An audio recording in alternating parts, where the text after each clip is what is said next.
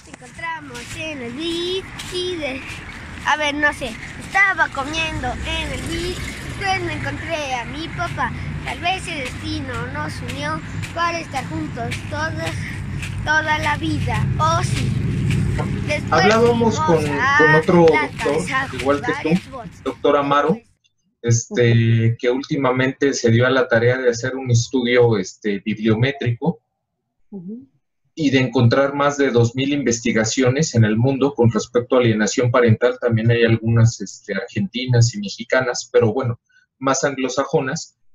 Y también resultó esta pregunta por parte de otra persona del público. Entonces, lo que se definió en ese momento fue que como tal, el profesional no genera alienación parental. A lo mejor lo que estaríamos hablando es un problema ético. Claro, por supuesto. Ajá. Es un problema ético, porque vos fijate que, bueno, tiene que ver con el código ético que, digamos, uno jura, ¿no? Los profesionales juramos cuando recibimos nuestro título de abogados y no se respeta, ¿no? Y también es un código ético moral de cada uno, más allá de lo que cada uno jure, ¿no? Así es. Es moral, ¿no? Y eso, Víctor, también tiene que ver con la educación, y tiene que ver también con la educación, pero en esta parte tiene que ver con la educación de los profesionales, ¿no? Que a veces no es el hecho de tener un título, o de ser abogado, de ser psicólogo, o cualquier otro profesional que tenga que ver con esto, no es lo importante el tener un título, tener la experiencia, o tener el conocimiento, sino a veces es la calidad de persona que lleva adelante un proceso, ¿no? Y es la moral y los principios que tiene ese ser para afrontar un proceso en el cual sabe que hay niños de por medio y que esos deben ser cuidados y respetados. Muchos pasan por alto. Pero tiene que ver con una educación, Víctor, tiene que ver con la educación y con la concientización, y eso siempre parte de la célula básica de la sociedad, que es la familia, porque en la familia, más allá de las escuelas, y más allá de las campañas, y más allá de cualquier otro tipo de información que uno pueda recabar al respecto, la moral, la ética, la educación y la madurez emocional, la salud mental. La salud mental nos dan los padres, la familia, ¿no? Sí, porque por ejemplo también podríamos hablar, y con respecto a algunos casos que me ha tocado llevar en estos años, hay progenitores que les estás indicando que eso que él quiere no lo avala ninguna ley, no lo avala la salud mental, y al contrario, que está en perjuicio de su hijo, como por ejemplo que pase un fin de semana tranquilamente con el otro progenitor, ¿sí? Y a ti te tildan de mal psicólogo, que no estás haciendo lo que deberías de hacer. Y que aparte te están pagando. Bueno, discúlpame, pero yo creo que pasa lo mismo con el derecho. Exactamente. O sea, son profesiones donde el cliente nunca tiene la razón. O sea, lo vamos a orientar. Y digamos, también son profesiones muy expuestas, ¿no? Y también tenemos que lidiar con lo que es el juzgamiento de las mismas personas que a veces que estamos ayudando, que estamos colaborando con ellas, a veces tenemos que pasar muchas veces por ese juzgamiento, ¿no? Y bueno, nada, es parte, como aquí decimos, de los gajes del oficio, ¿no? Así es. Entonces también hay que saberlo llevar. Por ejemplo, aquí en México, ya a partir de hace 2 años, sacaron una ley con respecto a que si alguno de nosotros hace una difamación en contra de un profesional, tiene que tener todo el sustento para hacerlo. No nada más, esto le pasó a mi vecina o a mi compadre, y agarro y lo voy a quemar en redes sociales. No, a ver, ¿qué bases tienes tú? En serio, a ver, ¿dónde lo grabaste? Donde te está diciendo no le dejes ver a los niños, ¿sí? Donde enciéndele su casa, ¿no? Préndele fuego. Pues yo creo que se necesita estar muy trastornado, no el profesional, sino la persona, como para decir eso, ¿no? Sí, uno, digamos, en la experiencia, en el trato con los demás y en este tipo de situaciones se encuentra ante cada caso que a veces son increíbles, ¿no? Ajá. Donde el profesional, o sea, nosotros debemos tener los pies bien puestos en la tierra, tenemos que estar bien en nuestro eje, y eso significa no solo digamos, tener los conocimientos, digamos, bien prefijados, digamos, de estar bien firmes a nivel de proceso, sino interiormente, ¿no? Interiormente, porque a uno a veces, de alguna manera, lo saca de eje, ¿no? Encontrar este tipo de situaciones, este tipo de personas, ¿no? Porque uno tiene que estar, digamos, muy bien seguro de lo que cree y de la causa que está defendiendo, ¿no? Porque en la experiencia diaria, uno encuentra miles de piedras en el camino y muchas veces, a veces son inesperadas, ¿no? En un momento inesperado, y uno tiene que estar muy firme en sus convicciones, muy firme en su ética, muy firme en su moral, muy firme en sus principios. Y bueno, eso también es un trabajo extra que nos requiere este tipo digamos, estar, digamos, imbuidos en este tipo de causas, ¿no? Claro, claro. Veo que también dentro del tema hablas acerca de esta integralidad dentro de la biodecodificación. Desde ahí, ¿cómo nos podemos ayudar? Sí, bueno, ahora es un poco raro que una abogada también sea biodecodificadora, ¿no? Pero bueno, digamos, esto tiene que ver con una parte, de alguna manera, quizás uno fue entrando en esto tratando de buscar respuestas, ¿no? Creo que todos buscamos respuestas. Perdón, también otros colegas mexicanos, abogados, dicen que aparte de biodecodificadora, que muy hermosa. Ay, bueno, muchas gracias. Hablando desde acá. Muchas gracias. Pero seguimos con, entonces, ¿qué parte es la que tú ves ahí? Bueno, a ver, como te decía, creo que, digamos, todos necesitamos encontrar respuestas, y los profesionales que nos dedicamos a esto no somos ajenos. Nos afecta emocionalmente, nos afecta psicológicamente el trato, ver estas situaciones, y más todo lo que tiene que ver con el derecho de familia, ¿no? Donde, como te decía antes, están tan involucrados los sentimientos, las emociones, la niñez, que es tan vulnerable, ¿no? Todo esto de alguna manera nos toca profundamente, y uno trata de encontrar respuestas, ¿no? Y bueno, me ha llegado poder estudiar esta técnica, que es la biodecodificación biológica, que tiene que ver con el estudio del árbol genealógico, de nuestro árbol genealógico, que tiene que ver con toda nuestra historia ancestral, que muchas veces nosotros no la tomamos en cuenta, porque a veces definimos, digamos, nuestras vivencias y nuestras experiencias en el presente, y quizás desde lo que es la psicología a nivel de lo que es infancia, ¿no? Y eso está sumamente acertado, pero uno, si quiere ir un poquito más allá, también tendría que ir hacia el estudio de lo que es toda la historia ancestral, ¿no? Porque se sabe que también no solo nosotros heredamos, digamos, toda la parte hereditaria física digamos, de nuestros ancestros, de nuestros padres, nuestros abuelos, y bueno, digamos, todos los ancestros de mis abuelos, tatarabuelos, ¿no? Y toda digamos, la línea extendida a nivel ancestral, sino que también heredamos en parte, digamos, todos esos dramas familiares, esas situaciones familiares que no han podido ser procesadas, ¿no? Y han quedado como emociones estancadas, resueltas, en un colectivo inconsciente del árbol genealógico.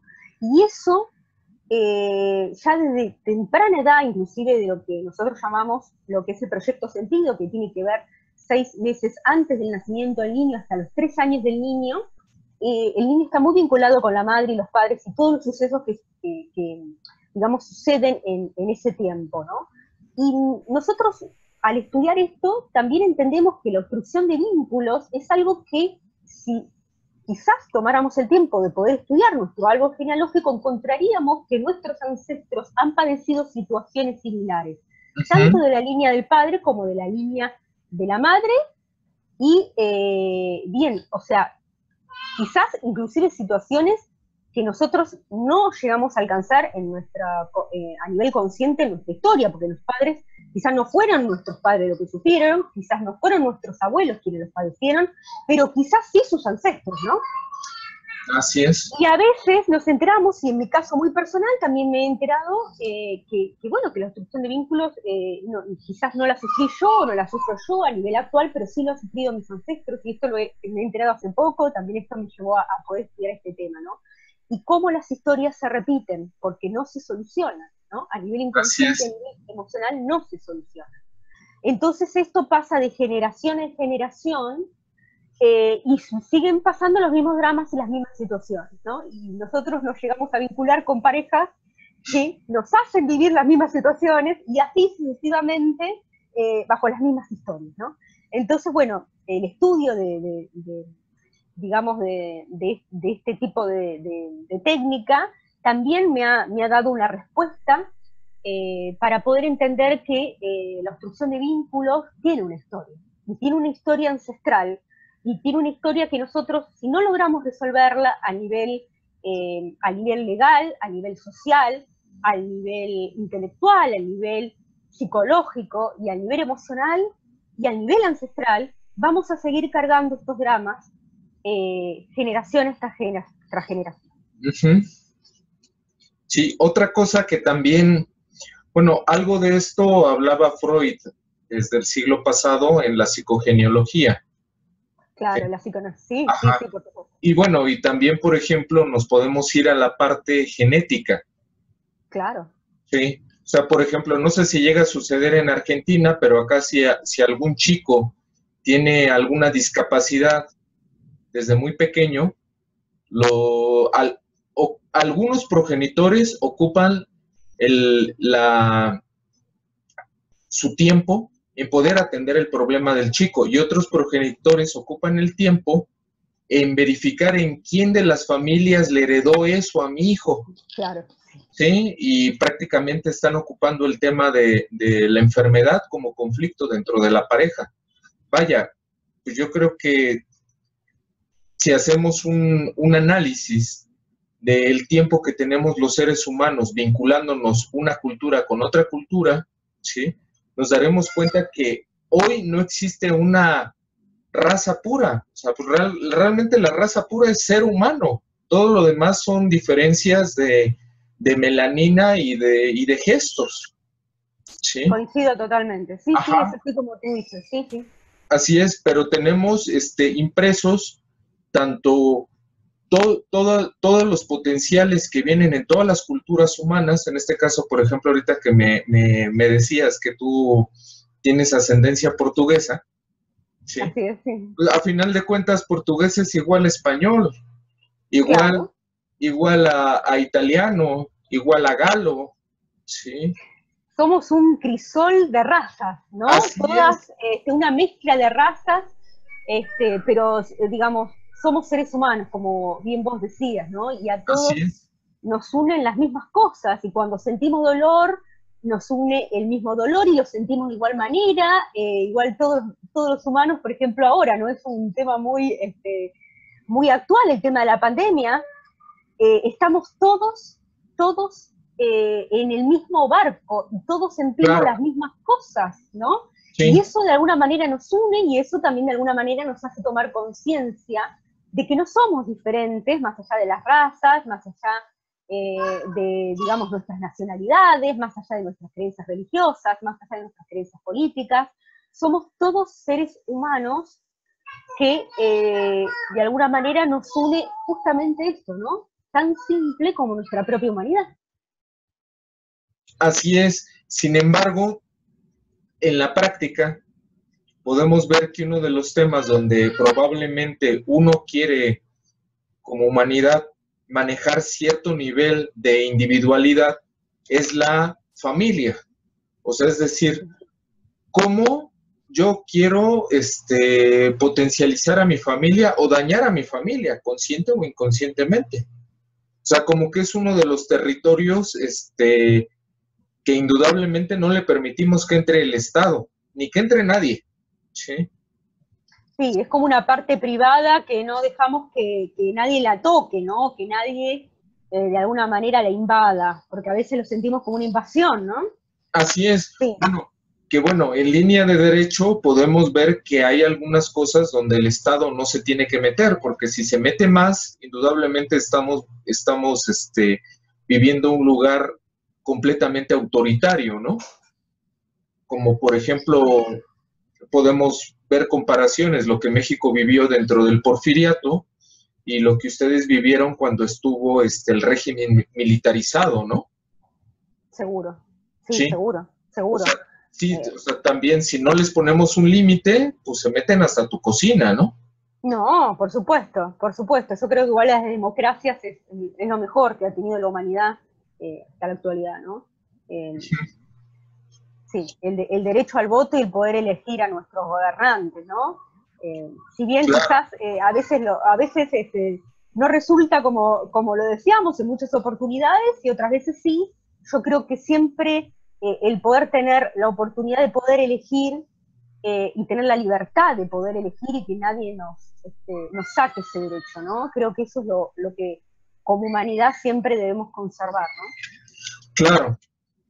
Claro, sin embargo, ahora la parte que vamos viendo también en esto de lo que tú nos comentas, Sí. Es qué tanto a veces los progenitores acceden a poder entenderse y poder entender de qué familia viene. Tú cuando se los pides o se los sugieres como abogada, ¿qué te dicen?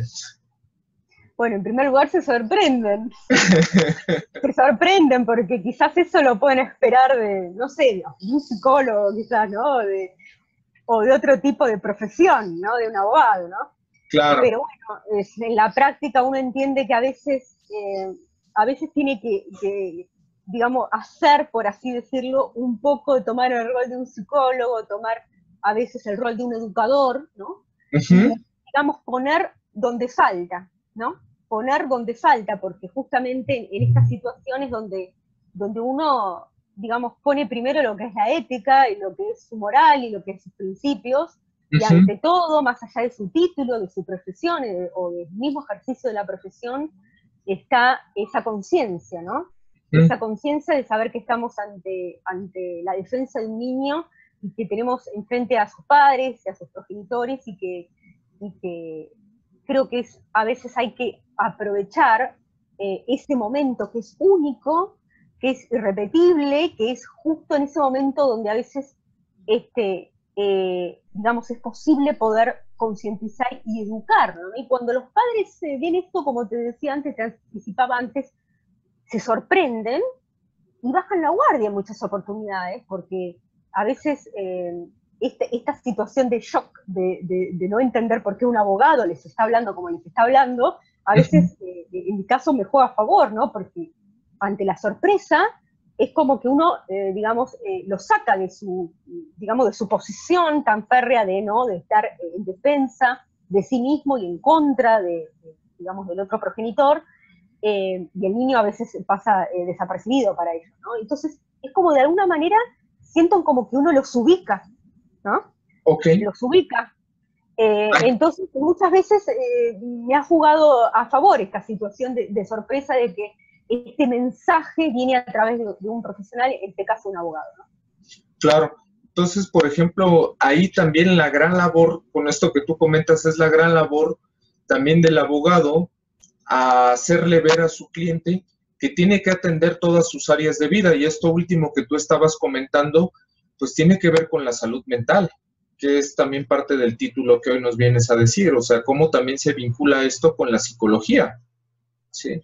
Por supuesto, claro, no la carrera de psicología, sino lo que traemos aquí en la mente, que esto es psicología. Claro, lo que es la psiquis, exactamente, lo que es la psiquis, ¿sí? Porque claro, a ver, es todo un trabajo psicológico a veces que uno tiene que hacer, y también muchas veces de contención, ¿no? Porque vos fijate que ante estas situaciones, al bajar la guardia, las personas, bueno, lloran, se conmueven, muestran sus debilidades, ¿no?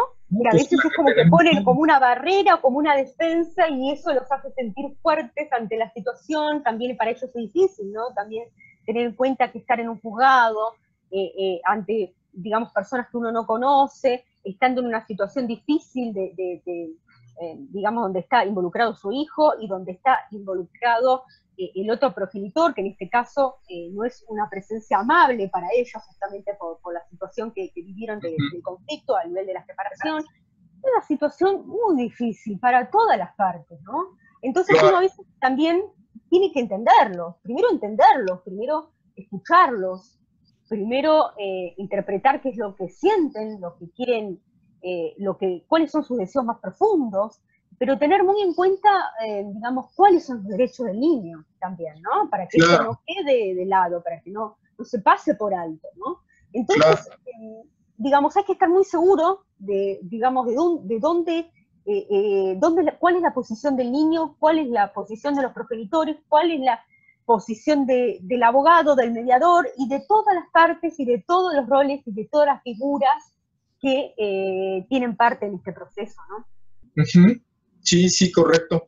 Oye, también te manda saludos esta Perla Ramírez desde Acapulco, Guerrero. Muchas gracias, muchas gracias. Sí, y ella dice, en mi humilde opinión, doctora, o la primera persona que debe someterse al estudio psicológico es el progenitor alienador, y de ahí partir a tribunal. Para que puedan dar un fallo de guardia y custodia, pues lo más acertado posible, porque el alienado lo hace ver como el delincuente. Por eso no tiene a su hijo él o ella. Sí. Sí, coincido totalmente. Yo creo que es muy acertado lo que dice la señora, porque sí, a veces uno pide las pericias psicológicas para el progenitor que convive con el niño, porque muchas veces es el que, digamos, más ejerce la alienación parental, aunque a veces la alienación parental, a veces también tenemos que tener en consideración que a veces se da de las dos partes, ¿no? Exacto. Cuando el niño va a la casa de visita, en una de las visitas va a la casa del otro progenitor, a veces el mismo niño cuenta lo que dice la madre o el padre, y entonces el otro progenitor hace lo mismo, ¿no? Para no quedarse atrás, por así decirlo. Así es. Entonces es como que entra en el juego, ¿no? Pero sí, muchas veces, la mayoría de las veces, yo creo que el acudir digamos, a profesionales psicólogos que puedan evaluar la situación, porque a veces los progenitores entran en todo este proceso sin contención y sin conocimiento, y a veces con falta de información, y muchas veces cargando con sus propias historias de infancia, con sus propias heridas de la infancia, con sus heridas emocionales, y todo eso juega en contra, ¿no? Y juega en contra porque no, digamos, de alguna manera no los deja ver clara cómo es la situación, ¿no? No los deja ver en claro que su hijo está primero y que no deben ejercer ningún tipo de alienación parental y ningún tipo de maltrato psicológico, en este caso hacia el niño, ¿no? Claro. Mira, ya casi estamos entrando en la parte final. Hay un último comentario también de este GJHP. Y bueno, y también escuchar tus conclusiones al respecto de cómo te sentiste, Sol. Sí. Entonces, dice, si un progenitor no entiende, ni mucho menos se da cuenta del daño psicológico irreparable que ocasiona a los hijos con la alienación parental y denuncias falsas, ¿cómo podemos exigir ante las autoridades ineficientes de nuestros países que hagan respetar los derechos de niños, el derecho a ver al progenitor no custodio, y también de cómo exigir nuestros derechos para ejercer nuestra parentalidad, ya sea maternaje o paternaje? ¿Qué le dirías? Coincido totalmente, por supuesto, claro, tiene toda la razón, ¿no? Porque las consecuencias son tan negativas, ¿no? No hablamos de ello, pero bueno, todos lo sabemos, ¿no? La falta de rendimiento de los niños en la escuela, muchos también adolescentes entran en todo tipo de vicios, de drogas, digamos, de malos entornos, les va mal en la escuela, de adultos no logran establecer relaciones sólidas, vuelven a repetir la misma historia. Vos fíjate que en estadística, por situaciones legales y sociales, los divorcios y las separaciones se dan en los, digamos, antes de los 3 años, ¿no? De estar en pareja, y bueno, y esto, o sea, los niños son, los que sufren la alienación parental y los que sufren la extinción de vínculos son niños muy pequeños, a veces menos de 3 años tienen, menos de 5 años, y esto repercute de una manera totalmente negativa, cuando el niño no tiene las herramientas suficientes, madurativas, psicológicas, inclusive físicas, para poder soportar semejante situación, ¿no? Y en la etapa de lo que es la etapa escolar y en la etapa adolescente, y también hay muchos adolescentes que se suicidan por estos casos, ¿no? Porque no, es algo que no pueden solucionar, el hecho de haber perdido a alguno de sus padres, porque es como que son huérfanos en vida, ¿no? Como que su padre o su madre han muerto, ¿no? O sea, solo cuentan con uno de los progenitores y sin embargo el amor y el afecto sigue estando presente, ¿no? Entonces son situaciones devastadoras, consecuencias devastadoras para toda la familia, ¿no? Y tienen muchísima razón, porque es verdad, a veces si ni los propios padres toman en cuenta a sus propios hijos, ¿cómo pretendemos, ¿no?, que la sociedad, que los estados evalúen estas situaciones y puedan darle soluciones rápidas, ¿no? Es lamentable, pero sí, por eso desde Apalui siempre decimos que es un flagelo social, y se debe tomar en cuenta y se debe analizar desde este punto, ¿no? Así es, así es. Ya para ir finalizando y también agradeciéndote a ti por tu tiempo, a Palui también por habernos recomendado a que estuvieras con nosotros, quisiera por favor pedirte que nos dieras pues unas palabras con respecto a todas las personas que en este momento estamos viviendo obstrucción de vínculos, estamos viviendo alienación parental, sustracción, rapto parental. ¿Sí? Bien, yo creo que mi mensaje es que, digamos, ese mensaje que también creo que hay que dar también para esta pandemia, ¿no? Uh-huh.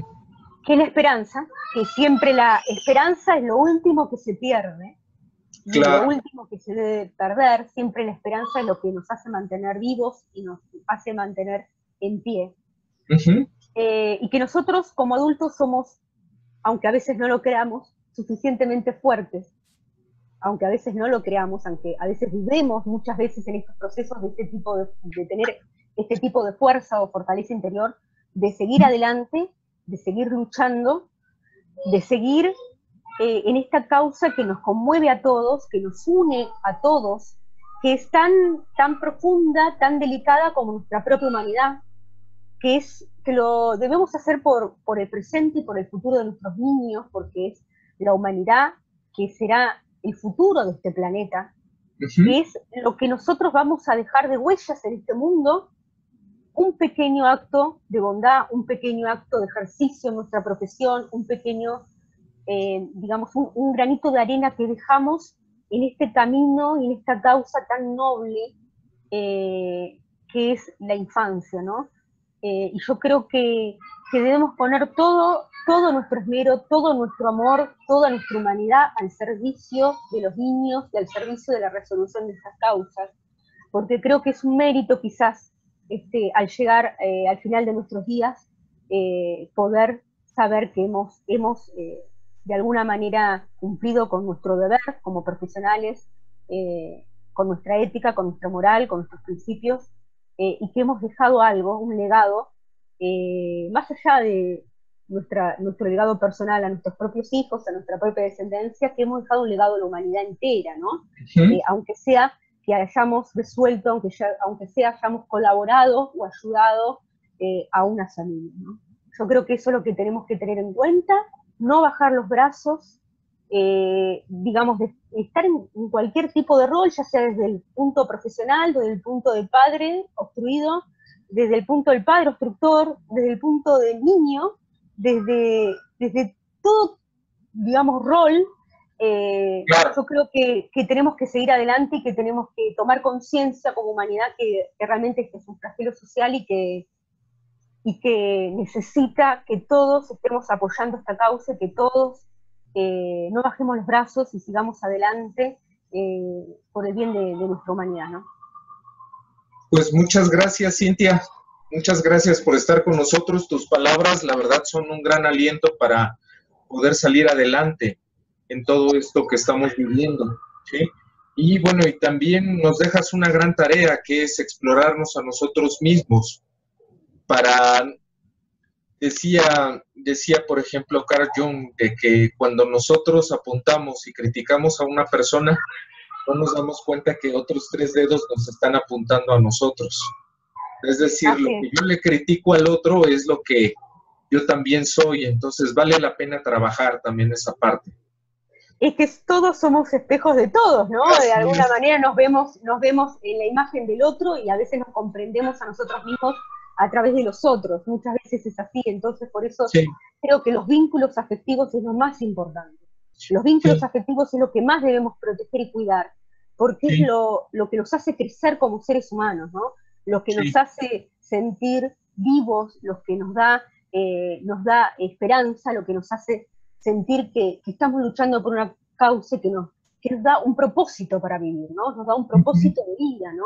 Entonces, nada, bueno, te agradezco a vos por esta invitación. No, al contrario. A toda la audiencia, por las preguntas, por el acompañamiento.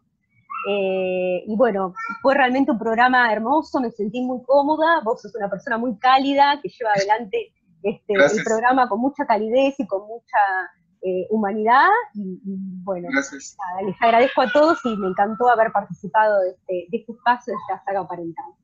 Ok, muchas gracias, y pues esta es tu casa. Gracias. También para Roberto, para Mayo, lo vamos a tener próximamente, entonces por favor, si tienes un nuevo tema, no dudes en compartirnoslo, por favor, aquí te vamos a estar esperando. También, Cintia, te quiero pedir de favor, se hicieron más preguntas dentro del chat, y bueno, bien. Entonces yo te pediría de favor que durante las semanas pudieras estar atenta. Sí, claro, por supuesto. ¿Sale? Por supuesto, por supuesto. Bueno. Muchas gracias. Gracias, un fuerte abrazo. Igualmente, gracias. Gracias. A todos. Hasta luego. Hasta luego.